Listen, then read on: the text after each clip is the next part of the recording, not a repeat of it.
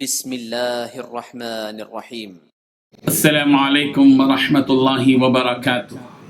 الحمد للہ وکفی وسلام علی عبادہ الذین اصطفی، اما بعد۔ حاضرین و ناظرین، یہ درس نمبر 1144 ہے اور آج سورہ بنی اسرائیل کی 2 آیتوں کی تلاوت اور تشریح کی جائے گی، آیت نمبر 94 اور 95، 94 and 95۔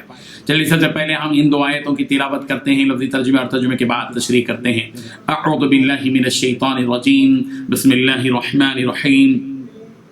وما منع الناس ان يؤمنوا اذ جاءهم الهدى الا ان قالوا ابعث الله بشرا رسولا قل لو كان في الارض ملائكة يمشون مطمئنين لنزلنا عليهم من السماء ملكا رسولا۔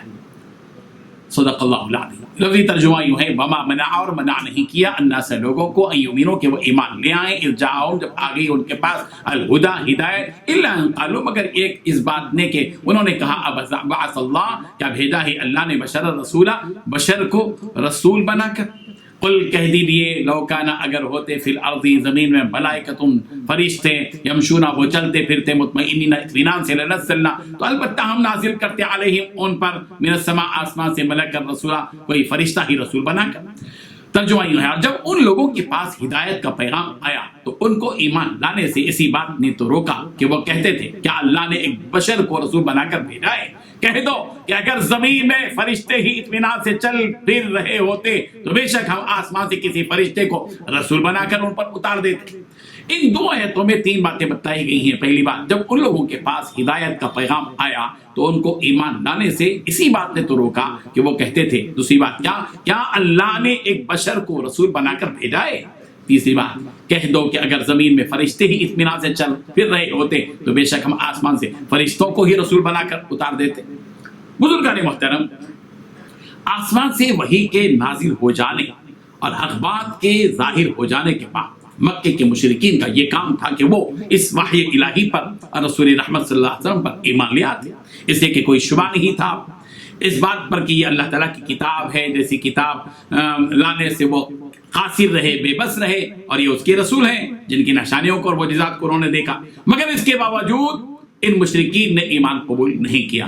آخر کس چیز نے ان کو ایمان سے روکا تھا؟ اس کا جواب اس آیت میں دیا گیا کہ جب ان مشرکین کے پاس ہدایت کا پیغام آیا تو ان کو ایمان لانے سے اس بات نے ہی روکا تھا کہ وہ یوں کہتے تھے کہ اللہ نے ایک بشر کو رسول بنا کر بھیجا ہے۔ یعنی ان مشرکین کو یہ بات ہضم نہیں ہو رہی تھی کہ کوئی ایسا انسان جو بظاہر انہی کے جیسا ہے وہ رسول بن جائے۔ اکثر لوگوں کو، جن میں مکے کے مشرکین بھی تھے، ہدایت کے آ جانے کے بعد اللہ پر ایمان لانے، رسول رحمت صلی اللہ علیہ وسلم کی اتباع کرنے سے بس اسی بات نے روکا تھا کہ انہیں اس بات پر تعجب تھا کہ کس طرح ایک انسان رسول بن سکتا ہے۔ سورہ یونس کی آیت نمبر 2 میں اس بات کو یوں بیان کیا گیا، اَكَانَ لِلنَّاسِ عَجَبًا أَنْ أَوْحَيْنَا إِلَىٰ رَجُلٍ مِّنْهُمْ أَنْ أَنذِرِ النَّاسَ، کیا لوگوں کو اس بات پر تعجب ہے کہ ہم نے انہی میں سے ایک آدمی پر وحی بھیجی کہ وہ لوگوں کو ڈرائے۔ اس قسم کی باتیں پچھلی قوموں نے بھی کی، چنانچہ سورہ تغابن کی آیت نمبر 6 میں یہ بات کہی گئی، ذَلِكَ بِأَنَّهُ كَانَتْ تَأْتِيهِمْ رُسُلُهُم بِالْبَيِّنَاتِ فَقَالُوا أَبَشَرٌ يَهْدُونَنَا، یہ اس لیے ہوا کہ ان کے پاس ان کے رسول نشانیاں لے کر آئے تھے تو انہوں نے یوں کہا کہ کیا ایک بشر ہمیں ہدایت دیتا ہے؟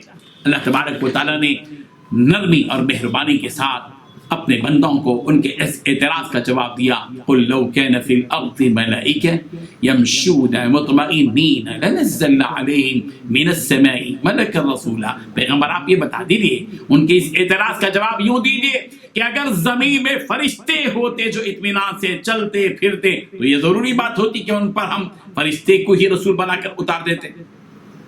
یعنی آپ ان کے سامنے حکمت کے اس تقاضے کو بیان کر دیجیے کہ اللہ تبارک و تعالیٰ نے رسول کو انسانوں ہی کی جنس میں سے بنایا تاکہ وہ رسول جو انسان کی شکل میں آئے ہیں وہ اپنے جیسے ان انسانوں سے بات کر سکیں، مخاطب ہو سکیں، انہیں سمجھا سکیں اور ان انسانوں کو وہ سارے کام عملی طور پر کرتے ہوئے بتا سکیں۔ اگر رسول فرشتے بن کر آتے تو فرشتے ان انسانوں سے اس طرح نہ بات کر سکتے جس طرح ایک انسان دوسرے انسان سے بات کرتا ہے۔ یہ فطری حقیقت ہے کہ ایک جنس اپنی جنس کی جانب جلد مائل ہوتی ہے، اسی لیے کہا گیا الجنس یمیل الی الجنس، جنس اپنی جنس کی طرف ہی مائل ہوتی ہے، اور ایک جنس اپنی ہی جنس سے مانوس ہوتی ہے۔ فرشتوں کی طبیعت انسانوں کے مزاج سے بالکل مختلف ہوتی ہے، اس لیے انسانوں کی جانب فرشتوں کو رسول بنا کر بھیجا نہیں جاتا، بلکہ انسانوں کی جانب انسانوں ہی کو رسول بنا کر بھیجا جاتا ہے۔ حقیقت یہ ہے کہ انسانوں کی طرف کسی انسان ہی کو رسول بنا کر بھیجنا اللہ تبارک و تعالیٰ کی بہت بڑی نعمت ہے اور اس کا بڑا احسان ہے۔